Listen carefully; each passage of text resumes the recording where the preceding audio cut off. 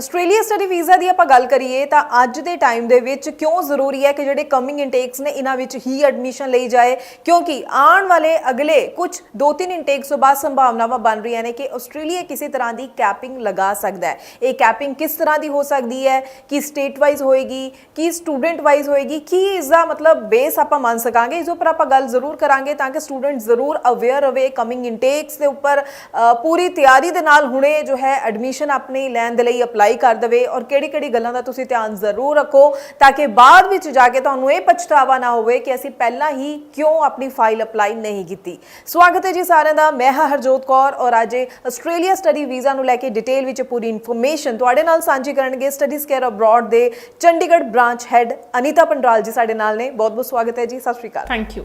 ਸੋ ਅਨੀਤਾ ਜੀ, ਅੱਜ ਦੇ ਟਾਈਮ ਵਿੱਚ ਦੇਖੀਏ ਤਾਂ ਫਿਲਹਾਲ ਤਾਂ ਆਸਟ੍ਰੇਲੀਆ ਦਾ ਬਹੁਤ ਵਧੀਆ ਟ੍ਰੈਂਡ ਵੀ ਚੱਲ ਰਿਹਾ ਹੈ, ਵੀਜ਼ਾ ਵੀ ਆਪਾਂ ਲੱਗਦੇ ਦੇਖ ਰਹੇ ਹਾਂ, ਪਰ ਕੁਛ ਨਾ ਕੁਛ ਜਿਵੇਂ ਆਪਾਂ ਕਹਿ ਸਕਦੇ ਹਾਂ ਮਾਹੌਲ ਇਸ ਤਰ੍ਹਾਂ ਦਾ ਬਣਦਾ ਜ਼ਰੂਰ ਨਜ਼ਰ ਆ ਰਿਹਾ ਹੈ ਕਿ ਸ਼ਾਇਦ 2-3 ਇਨਟੇਕਸ ਤੋਂ ਬਾਅਦ ਜੋ ਹੈ ਆਸਟ੍ਰੇਲੀਆ ਥੋੜਾ ਸਟ੍ਰਿਕਟ ਹੋਏ। ਕੈਪਿੰਗ ਦੀ ਅगर ਆਪਾਂ ਗੱਲ ਕਰੀਏ, किस तरह की कैपिंग हो सकती है ताकि स्टूडेंट हुणे तो अवेयर रह के पूरी तैयारी उस हिसाब नाल करे।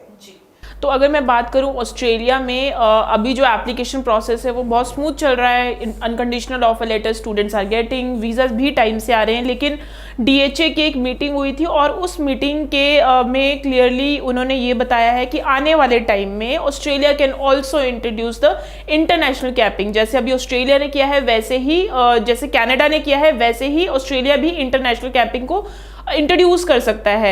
अब उस इंटरनेशनल कैपिंग में क्या होगा, कैसा होगा, उस चीज़ की पूरी क्लैरिटी तो नहीं है, लेकिन येस ये एक वो न्यूज़ है, ये एक पक्की न्यूज़ है कि ऑस्ट्रेलिया भी आने वाले टाइम में इंटरनेशनल कैपिंग को इंट्रोड्यूस करेगा। और उस कैपिंग के अंडर, क्योंकि जितना भी अगर मैं देखूँ पूरा ऑस्ट्रेलिया का ट्रेंड किस तरह से रहता है, तो ऑस्ट्रेलिया का ट्रेंड हमेशा इसी तरह से रहा है कि उन्होंने हमेशा जो एप्लीकेशन है वो रीजन स्पेसिफिक दी है। जैसे कनाडा ने इंटरनेशनल कैपिंग इंट्रोड्यूस करी थी, उन्होंने इंटायर इंडिया, इंटायर चाइना या फिर इंटरनेशनल स्टूडेंट्स के लिए की थी। लेकिन ऑस्ट्रेलिया हमेशा से रीजन स्पेसिफिक काम करता है। मतलब उनकी कुछ सीट्स पंजाब के लिए होती है, कुछ गुजरात के लिए होती है, कुछ उनकी साउथ के लिए होती है। तो उनके लिए कुछ एक मार्केट रिस्क जोन है, कुछ एक मार्केट उनके लिए नॉर्मल जोन है, उनमें उनको इतना वो नहीं रहता है। बिकॉज उसका मेन रीज़न ये है कि जब हम ऑस्ट्रेलिया में एप्लीकेशन करते हैं तो so many things are involve. बहुत टेक्निकल तरीके से वो जो किसी भी स्टूडेंट की प्रोफाइल को एवेल्युएट करते हैं in term of academics, in term of funds.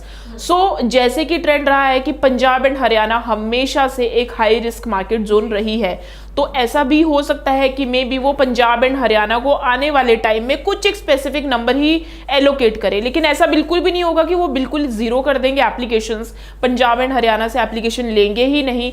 ये तो जो सिनेरियो है, ये सारी जो चीज़ें हैं, बिकॉज वो उन्हें कहीं ना कहीं इस चीज़ की भी अंडरस्टैंडिंग है कि international students are playing very vital role in their economy system. और मैक्सिमम अगर मैं बात करूँ तो पंजाब एंड हरियाणा से a good amount of the student are going there and they are studying there and they are contributing in their economy.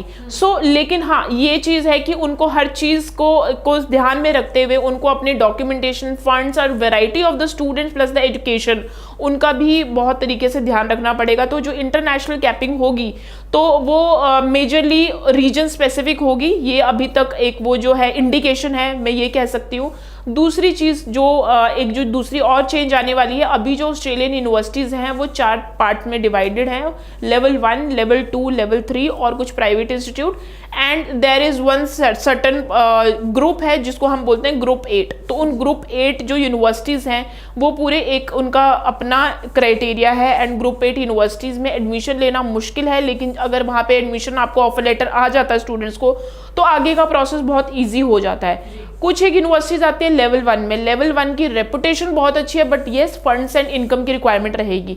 तो ये भी सामने आई हैं चीज़ें कि जो लेवल 1 वाली यूनिवर्सिटीज़ हैं, कुछ यूनिवर्सिटीज़ हैं मे बी लेवल 2 और 3 में चली जाएंगी।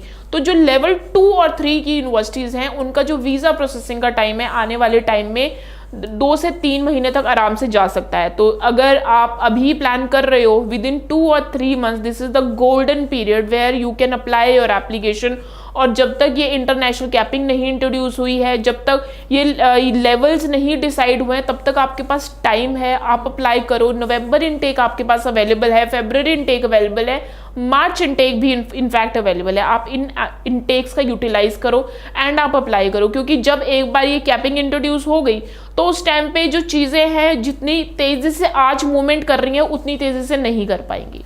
ਬਿਲਕੁਲ ਸਹੀ ਹੈ। ਸੋ ਸਟੂਡੈਂਟਸ ਨੂੰ ਜ਼ਰੂਰ ਧਿਆਨ ਰੱਖਣਾ ਚਾਹੀਦਾ। ਅਸੀਂ ਬਾਰ-ਬਾਰ ਜੈਨੂਇਨ ਸਟੂਡੈਂਟਸ ਨੂੰ ਸਮਝਾਉਣ ਦੀ ਕੋਸ਼ਿਸ਼ ਕਰ ਰਹੇ ਹਾਂ ਇਸ ਵੀਡੀਓ ਦੇ ਜ਼ਰੀਏ ਕਿ ਕਮਿੰਗ 2-3 ਇਨਟੇਕਸ ਤੋਂ ਬਾਅਦ ਜੋ ਹੈ ਹੋ ਸਕਦਾ ਹੈ ਆਸਟ੍ਰੇਲੀਆ ਵੱਲੋਂ ਇੰਟਰਨੈਸ਼ਨਲ ਕੈਪਿੰਗ ਜੋ ਹੈ ਸ਼ੁਰੂ ਕਰ ਦਿੱਤੀ ਜਾਵੇ ਤੇ ਉਸ ਤੋਂ ਬਾਅਦ ਥੋੜ੍ਹੀਆਂ ਚੀਜ਼ਾਂ ਸਟ੍ਰਿਕਟ ਹੁੰਦੀਆਂ ਨਜ਼ਰ ਜ਼ਰੂਰ ਆ ਸਕਦੀਆਂ ਨੇ। ਇਸ ਲਈ ਇਹ ਜਿਹੜਾ ਫਾਇਦਾ ਲੈ ਸਕਦੇ ਹੋ ਇਸ ਟਾਈਮ ਦਾ ਤੁਸੀਂ, ਔਰ ਜ਼ਰੂਰ ਟਾਈਮਲੀ ਤੁਸੀਂ ਕਮਿੰਗ ਇਨਟੇਕਸ ਲਈ ਅਪਲਾਈ ਕਰੋ। ਪੂਰੀ ਜਾਣਕਾਰੀ ਅਗਰ ਹੋਰ ਵੀ ਤੁਹਾਡੇ ਸਵਾਲ ਹੋਣ ਕੋਰਸਿਸ ਨੂੰ ਲੈ ਕੇ ਜਾਂ ਤੁਹਾਡੀ ਪ੍ਰੋਫਾਈਲ ਨੂੰ ਲੈ ਕੇ, ਕਿੱਥੇ ਕਿਹੜੀ ਐਡਮਿਸ਼ਨ ਲਈਏ, ਕਿਹੜਾ ਕੋਰਸ ਲਈਏ, ਕਿਹੜੀ ਯੂਨੀਵਰਸਿਟੀ ਜਾਈਏ, ਤਾਂ ਜ਼ਰੂਰ ਜਿਹੜਾ ਨੰਬਰ ਡਿਸਪਲੇ ਹੈ ਇਸ ਉੱਪਰ ਕਾਲ ਕਰੋ ਪੂਰੀ ਜਾਣਕਾਰੀ ਲਓ, ਜਾਂ ਫਿਰ ਸਟੱਡੀਜ਼ ਕੇਅਰ ਅਬਰੋਡ ਦੇ ਚੰਡੀਗੜ੍ਹ ਆਫਿਸ ਤੁਸੀਂ ਵਿਜ਼ਿਟ ਕਰ ਸਕਦੇ ਹੋ, ਅਨੀਤਾ ਜੀ ਨੂੰ ਮਿਲ ਸਕਦੇ ਹੋ, ਇਹਨਾਂ ਦੀ ਟੀਮ ਨੂੰ ਮਿਲ ਸਕਦੇ ਹੋ ਤੇ ਸਹੀ ਡਿਸੀਜਨ ਲੈ ਕੇ ਆਪਣੇ ਫਿਊਚਰ ਦੇ ਲਈ ਸਹੀ ਸਟੈਪ ਦੇ ਨਾਲ ਅੱਗੋਂ ਦੀ ਸ਼ੁਰੂਆਤ ਕਰ ਸਕਦੇ ਹੋ। ਬਹੁਤ ਬਹੁਤ ਥੈਂਕਸ ਅਨੀਤਾ ਜੀ, ਪੂਰੀ ਇਨਫੋਰਮੇਸ਼ਨ ਤੁਸੀਂ ਸਟੂਡੈਂਟਸ ਦੇ ਨਾਲ ਸਾਂਝੀ ਕੀਤੀ ਹੈ। ਸਟੂਡੈਂਟਸ ਦੇ ਲਈ ਅਸੀਂ ਅੱਗੋਂ ਵੀ ਹੋਰ ਇਨਫੋਰਮੇਟਿਵ ਵੀਡੀਓਜ਼ ਲੈ ਕੇ ਆਉਂਦੇ ਰਹਾਂਗੇ। ਫਿਲਹਾਲ ਲਈ ਸਾਨੂੰ ਦਿਓ ਜੀ ਇਜਾਜ਼ਤ। Thank you so much. Thank you.